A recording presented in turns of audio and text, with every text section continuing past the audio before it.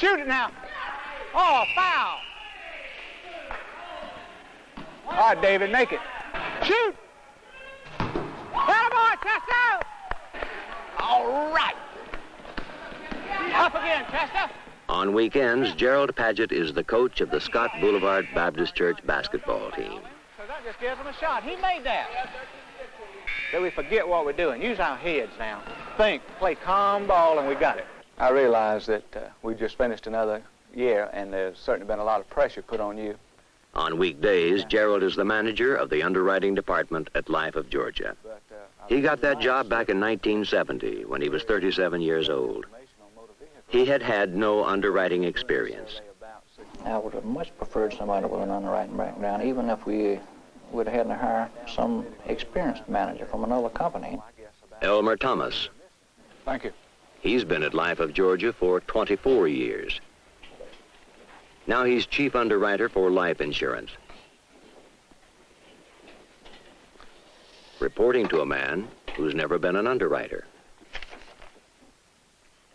The manager before Gerald Paget was Wendell Robinson, who was also an underwriter. But he didn't like the job. He didn't like what he had to do. You have to manipulate people. You have to occasionally take disciplinary action. And I found that these things bothered me tremendously. I would wake up at night thinking about them. Gerald he is a real go-getter. He has some attributes which I don't have. If I'd had some of them, who knows, maybe I would still been in the position of manager. One morning, I think it was about 4 o'clock in the morning, I sat down at my breakfast table at home and wrote a letter to my superiors asking to be relieved as manager of the department. And I requested them to let me remain in the department as an underwriter, and they did this. Did Pat Gilman know? The people upstairs on the 27th floor knew that Gerald had never been an underwriter. We put it back on, though, I thought. But they made a decision about the kind of man they wanted for manager of the department. Yeah. Gerald had a record of being an organizer, a good administrator. We had a number of people who are good technical underwriters. And we felt this part of it could be carried on by those people. But at the moment, our greatest need was for a good administrator. Yellow lens glasses. I think that in the areas we expected him to be strong, he's been strong. He has had some little problem with personnel, and we knew this when we asked him to take the job. Certainly, I had some reservations about taking the job, and I knew I would have a lot to learn to try and gain the respect of a lot of people who perhaps were passed over for this job.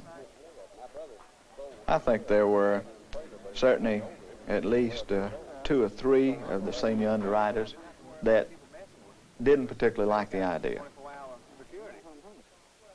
I think I resented it, and I think anybody in my position would have resented it. Gerald didn't know anything about underwriting when he came into the department. And for a period of a year or 2, it was an extremely difficult situation. We would try to hold him back in certain areas where we knew that he was doing wrong and that the situation that he implemented would not work. But he would go ahead and do them anyway. It's sort of embarrassing, I guess, when you receive a telephone call from one of your district managers, a guy who's out in the field away from the home office, and he needs a quick answer to a technical underwriting question. And if you cannot give him the answer right there on the phone, but you have to call someone in, and relate it to them and then discuss it a little bit and then give him the answer, of course, you've tied him up and he's lost some confidence in you, no doubt about it. So that's one pressure I have felt. And I felt the pressure, too, of our people not really wanting change. When they look at me as their department manager, with not too much job knowledge, but here I am trying to create a change. He's very smart individual, very intelligent. And that's not saying that we're dumb. He forgets that most of us aren't used to sudden changes. When you make sudden change, I think it makes people nervous. Okay. Thank you, lady. Like maybe tomorrow their job won't be there. For the old-timers in the department, it's not so much Gerald, but the times that have changed. The atmosphere, this place, this new building. It's not like the old days anymore, they say.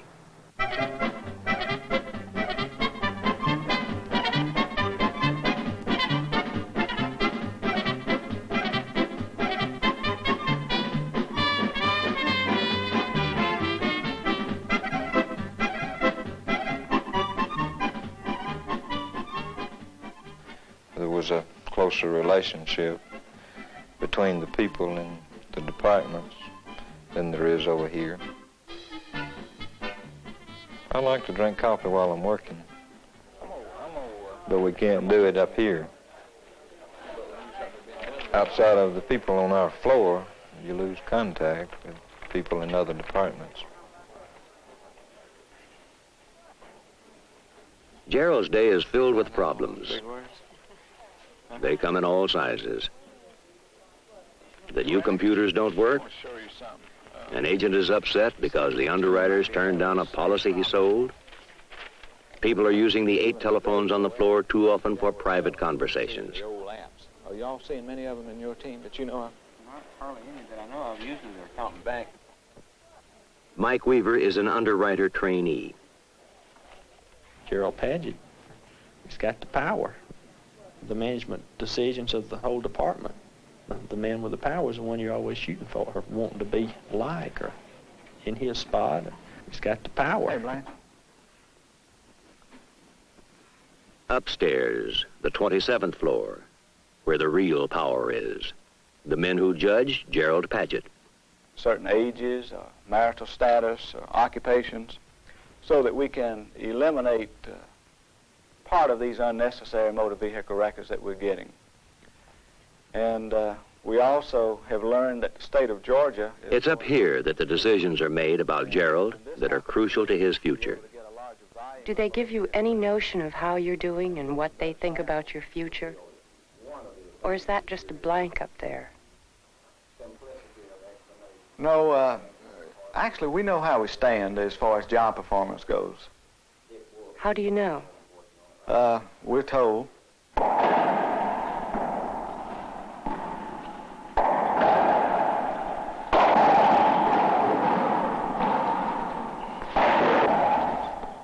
I can't tell you exactly when it came to my attention first, because you get to know people gradually over a period of time, but along the line somewhere I became aware of the fact that he was doing a good job in our claims department. What kind of a timetable is there for a man like Gerald, who's favorably known in the company? There isn't any. We don't treat people according to a schedule, according to a timetable. We don't think that's the way to do it. Gerald moved up fairly rapidly in the beginning. He reached a level and sort of drifted sideways for a little while. He'll determine what his timetable is, not us, really. As Gerald goes back to the 23rd floor, he looks at what he hopes is the future. Do you have any limits in your mind as to how high you might go in this company? To be realistic, I would feel like vice president level would probably be as high as I could go with this company. Everybody is on his own timetable. He makes his timetable, whatever that is. The office day is ending. Gerald will take work home with him. On his way out of the building, he'll pick up his wife, Dolores. She operates the little card and candy shop downstairs in this building and has been for the last 4 years. Before they were married, he told her their first son would be named Trey, Gerald III. And we have two boys. Trey, he, of course, is the third, named after me. And he's 14 years old. And we have another son named Randy. He's 11 years old. I don't know, I guess our lifestyle's not too different from anybody else in this type of salary range that I'm in.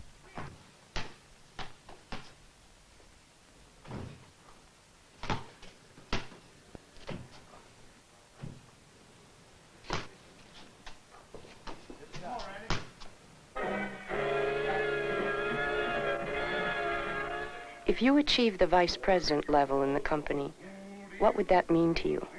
But certainly the income would be more, no doubt about that. There would be a great deal of prestige. You just feel more important, both to yourself, to your family, and to your company. And I can remember at the WPA, my daddy worked for them. He built bridges and drove dump trucks, and he could have took the easy way out, I'm sure, and went into the soup lines or perhaps got assistance some other way. He's always worked ever since he was a young boy, and my grandparents too. They wanted to mount to something, they wanted to possess something, own something. And I feel like this was passed right on to my parents, and then from them to me.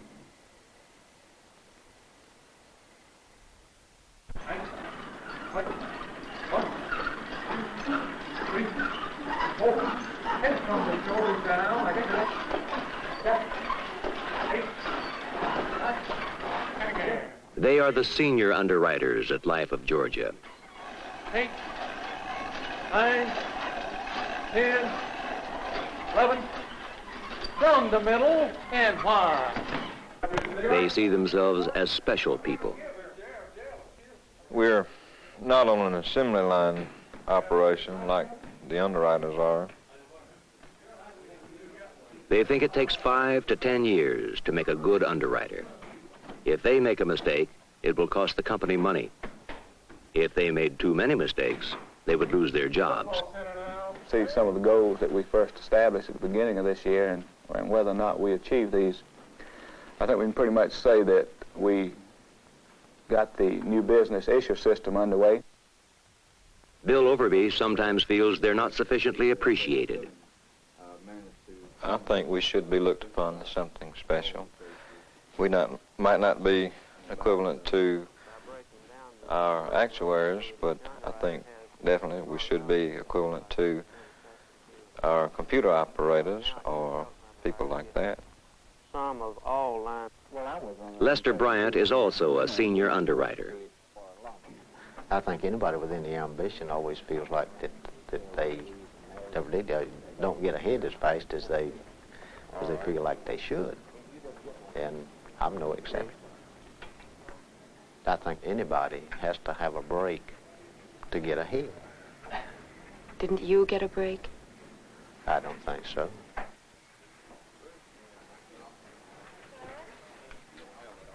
Jim York is the youngest senior underwriter in the department. He's 35 years old.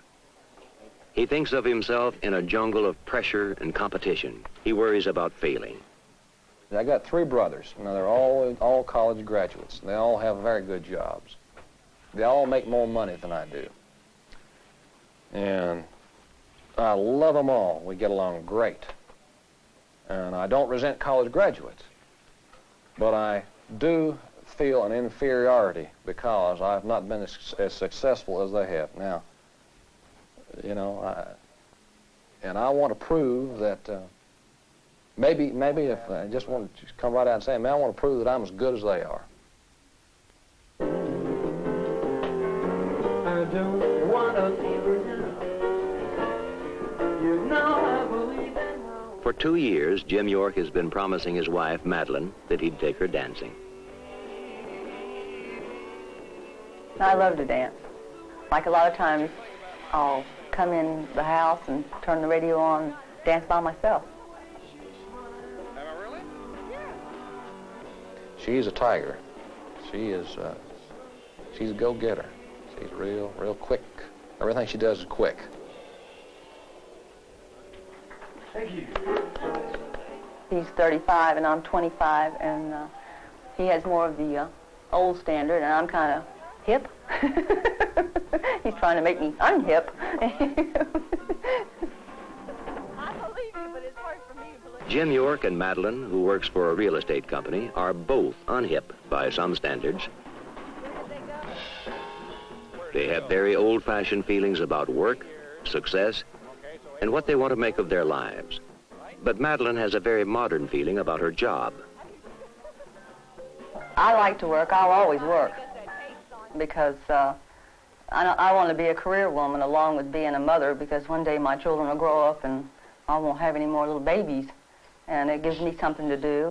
I do a lot of rationalizing in my mind a lot of times, but nevertheless it still sticks in my mind that I'm not proud, real proud of the fact that for all practical purposes she has to work. How do you feel about what he just said? I resent it. I really resent it because it's not fair. It bothers me that he feels that way. It always has. He's always made me feel like a heel because he felt so bad about me working. Would it bother you if you made more money than he did?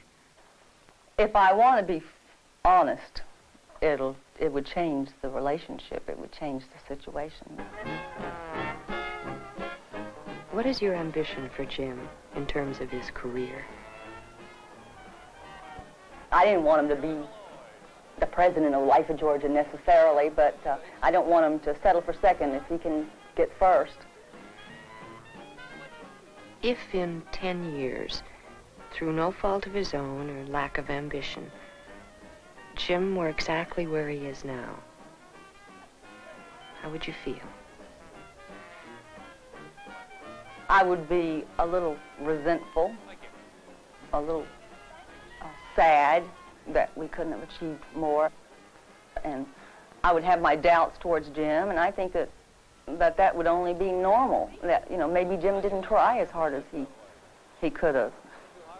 I believe that I can, if I work hard enough, and I sure plan on doing that. I think I certainly can become a chief underwriter. I just don't see any reason why I shouldn't. If you go through all those years, and 20 years down the line, they say, hey, John Doe over here, who came to the company just 5 years ago, really has the qualifications more than you do. You just wasted 20 years of your life and didn't get promoted. Jim York knows that these are crucial years for him. Okay. A time when decisions will be made that will shape the rest of his life. And that these decisions will be made here in the office.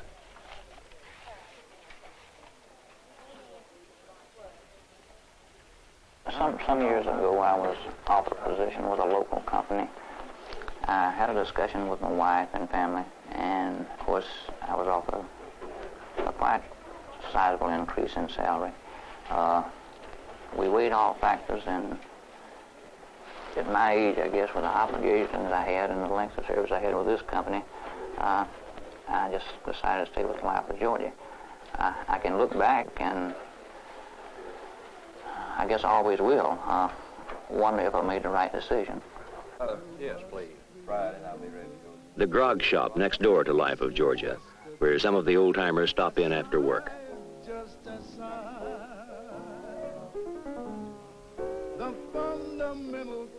They dream of a more peaceful time, the old days. They talk about law and order, about permissiveness, about the breakdown of institutions they were brought up to believe in.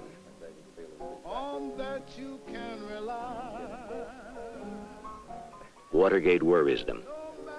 They don't trust the media. They go to church, they believe in God. They believe in work, but they believe you need luck to get ahead. They think people ought to work. Lately, they've come to feel work ought to be satisfying. It worries them that often it's not. But they work hard.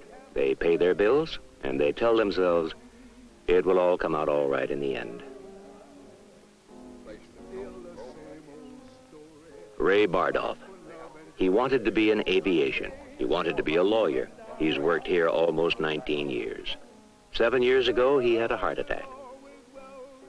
He had to turn over the chief underwriter job to Joe Chatham.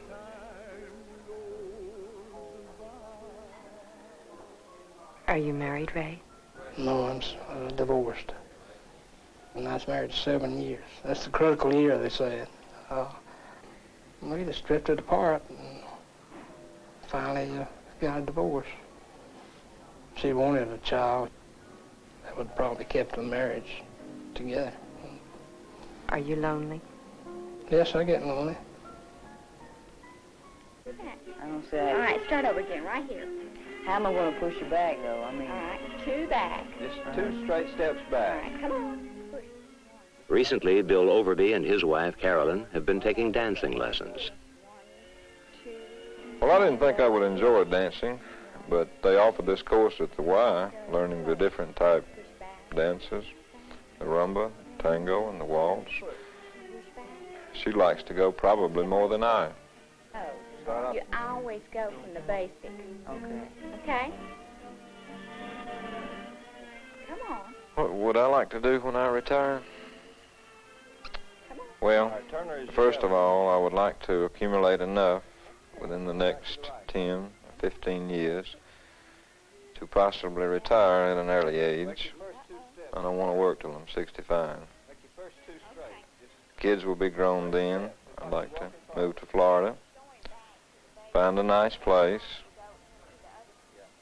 and just do what I please. Just like you walking. The dream of early retirement at 55 with enough money to live the way he wants. Will it happen? Or will Bill Overby spend the next 27 years at the same desk on the 23rd floor? I've seen lots of younger people who are just really eating their heart out to advance, to move. And if they make it, then more power to them. I'm real pleased for them. But in my case, I'm really glad that that was not the case with me.